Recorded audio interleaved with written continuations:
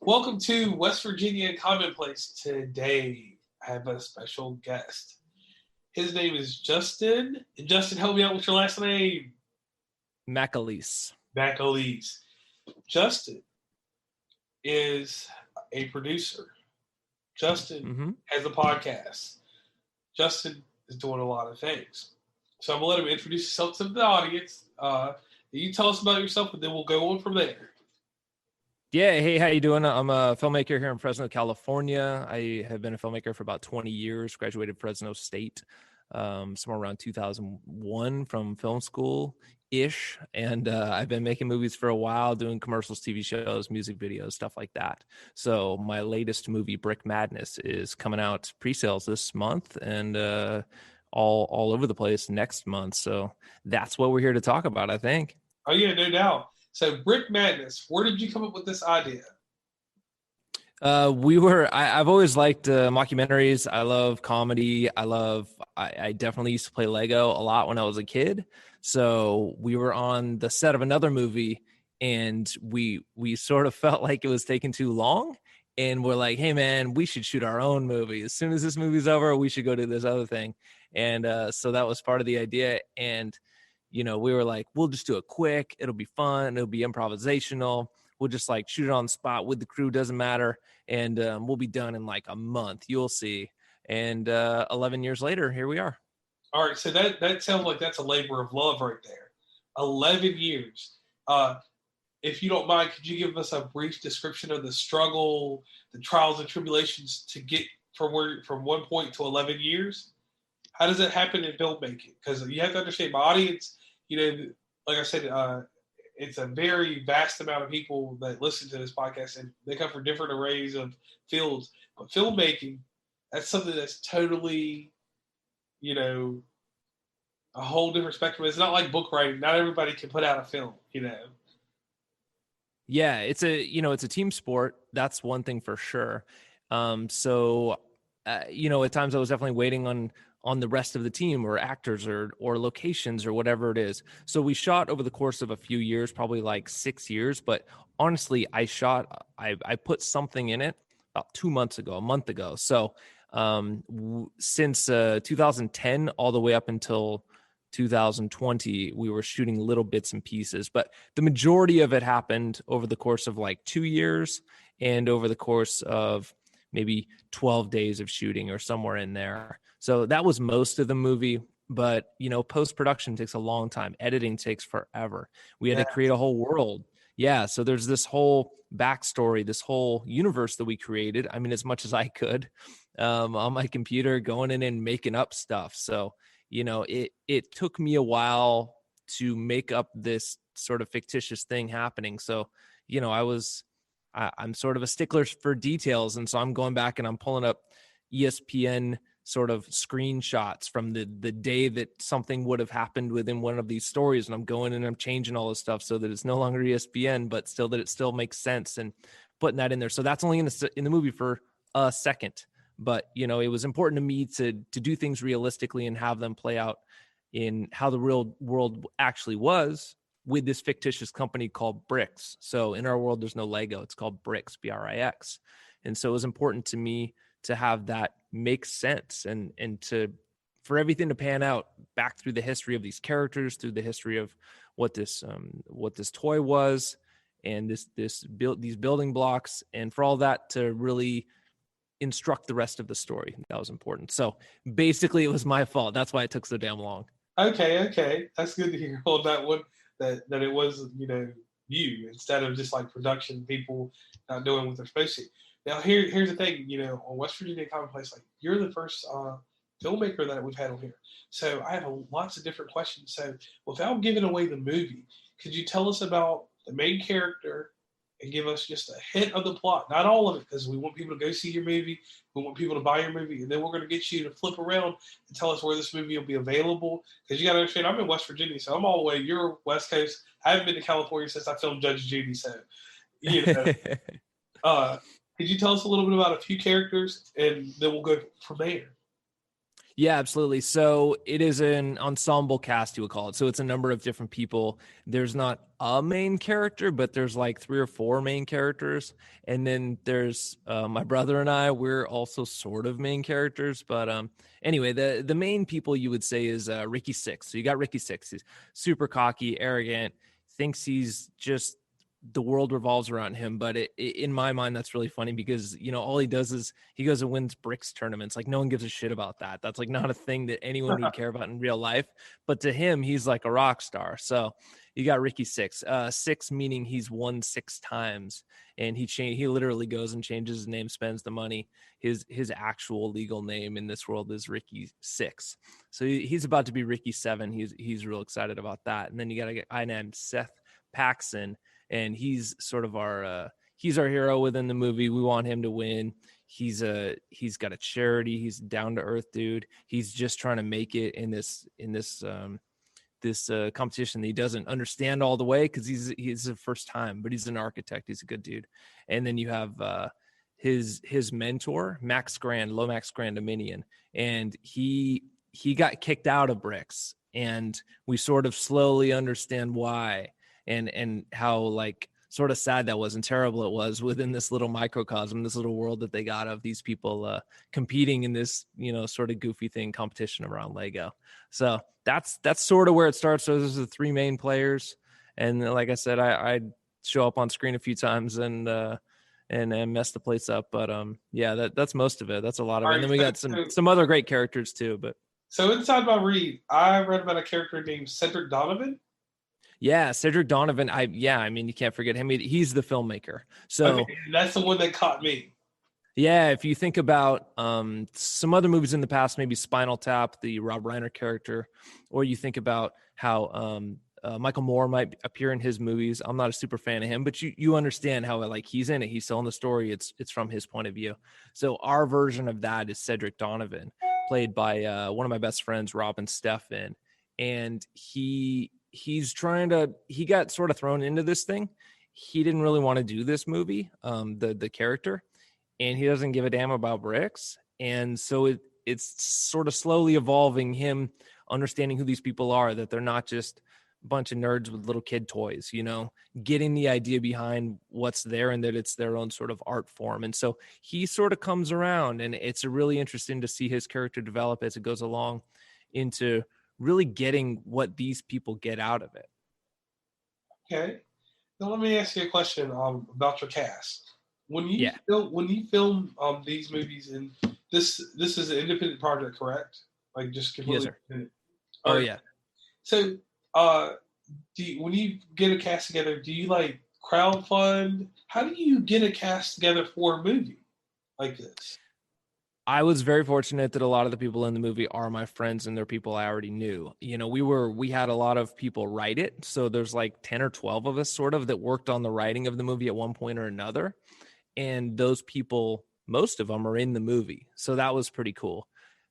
Because it's improvisational at times. It's almost all of it scripted, but there's pieces that were made up on set that are, I think, are awesome and hilarious. Those people were a part of that whole process, from writing it to being there to actually making up some more on set. That the actors were my friends and they were the writers. And so we had this really glorious team to be assembled in that way that we're all in on it from the beginning. Okay. Now there's a term called gluing. Yeah, no, don't can't even say that out loud, dude. It's terrible. It's terrible. Gluing within the movie, it's this sort of silly thing, but within the bricks world, it's like a big deal. So anyway, one of the main characters, Lomax Grand Dominion, Max Grand, he got accused of gluing. That's why he got kicked out. So that was like that's the cardinal sin of the world of bricks, and that's why he's a persona non grata, they would say. He's not allowed, and that's a big deal to him too, because he sort of started the whole sport. He's like the whole history of it. And then he's Pete Rose, man. He'll never be in the Hall of Fame. So that's, it was a sad thing within the movie. Okay. So definitely if you watch the movie, you'll know about this term. Okay. All right. Yeah. All right, so Fluid. here's the next thing, like to give a plug, because here's the thing. I know you do a podcast and stuff like that. Uh, you know that we have listeners that skip into different parts of the podcast. Sure. You let the audience know real quick, because we'll do this again. Could you let them know where they'll be able to find this movie, how they'll be able to get a hold of it? Yeah, go to brickmadnessmovie.com and we will have pre-sales here in a couple weeks, pretty soon in November.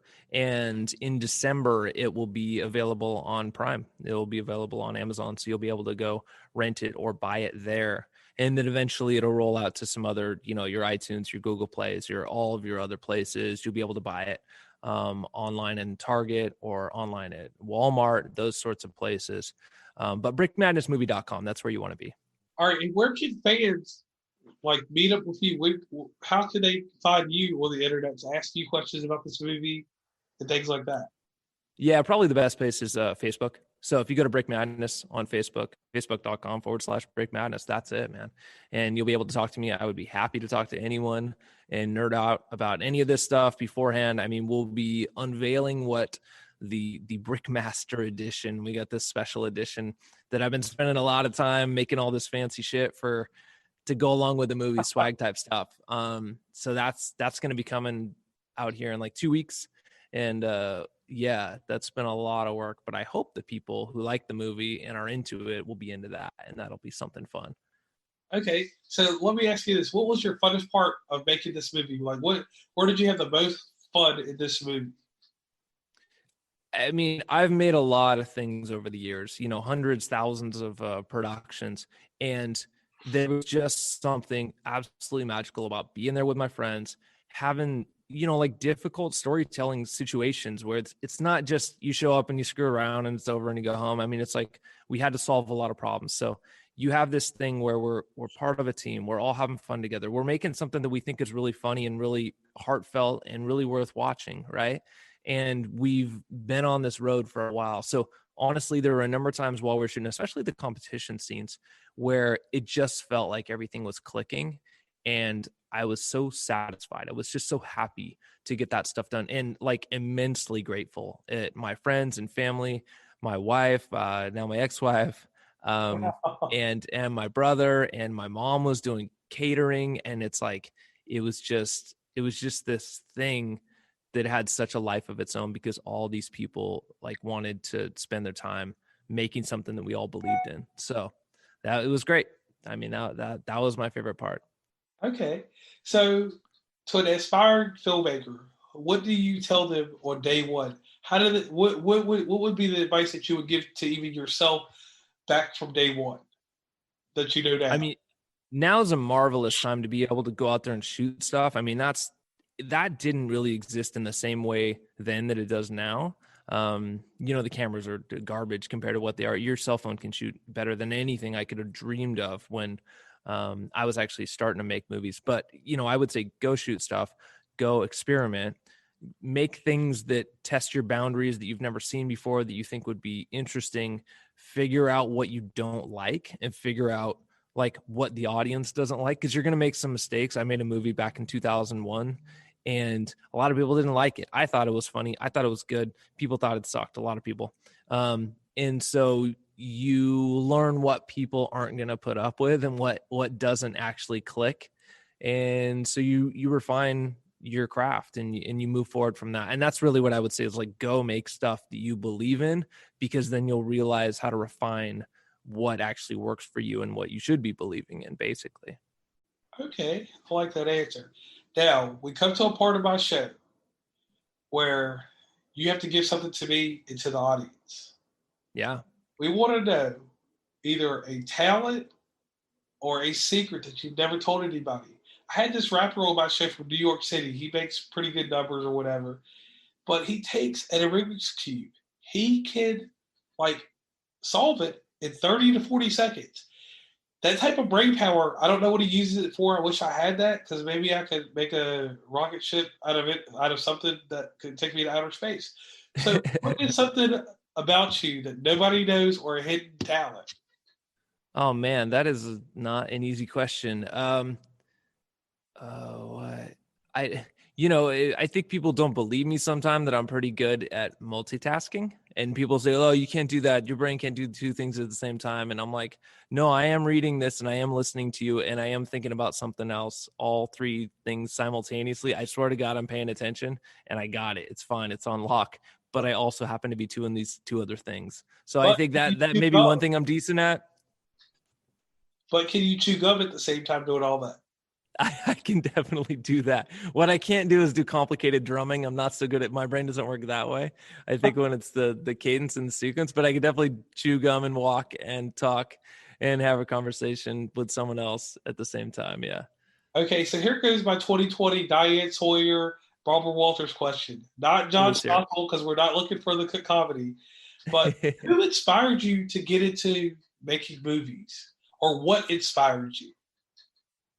It's a funny thing because I wasn't, when I was 12 or whatever, I wasn't like, man, I'm going to make movies when I grow up. I was a mechanical engineering student for a year and a half over there at Fresno State. And I just was very uninspired. For one, I was garbage at the upper level calculus. I was awful at calculus.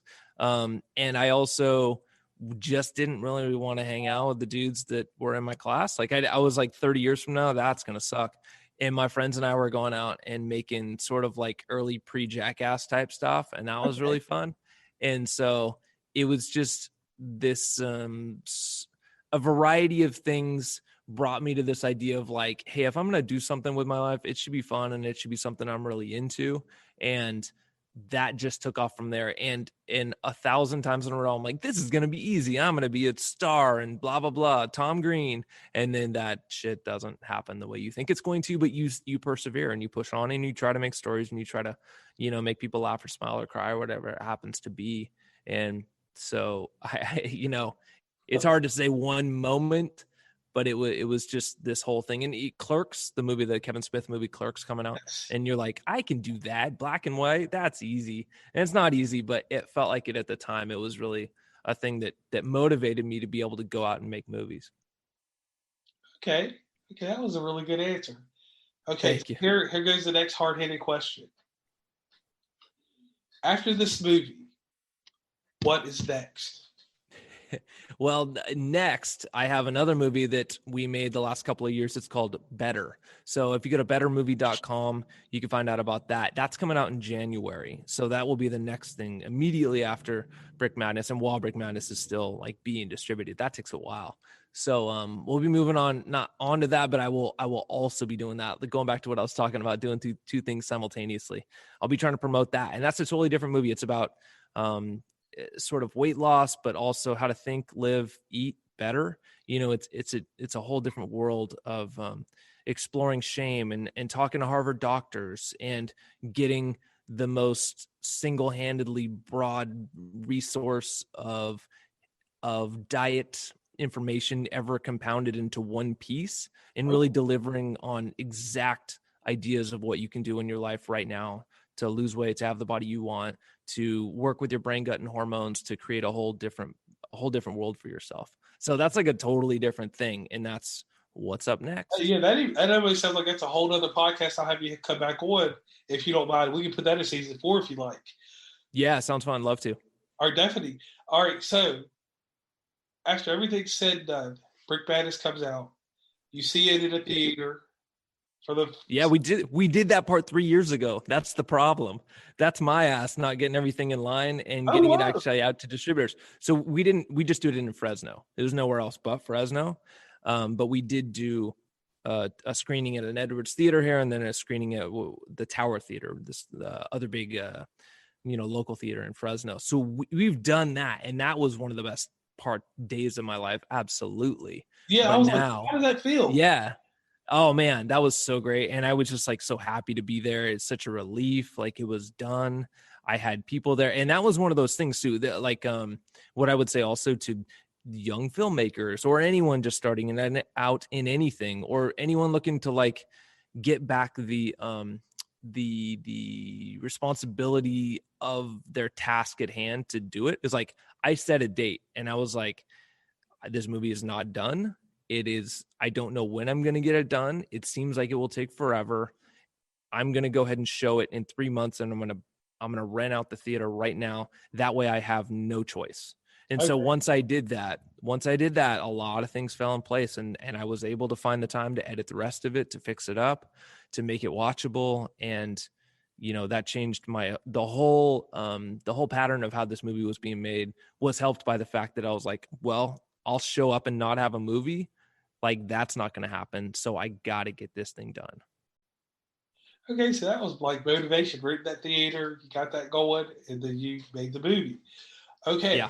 so the movie you watch it at theaters, you're getting everything taken care of now to get distribution properly out there, video demand, and all that other stuff.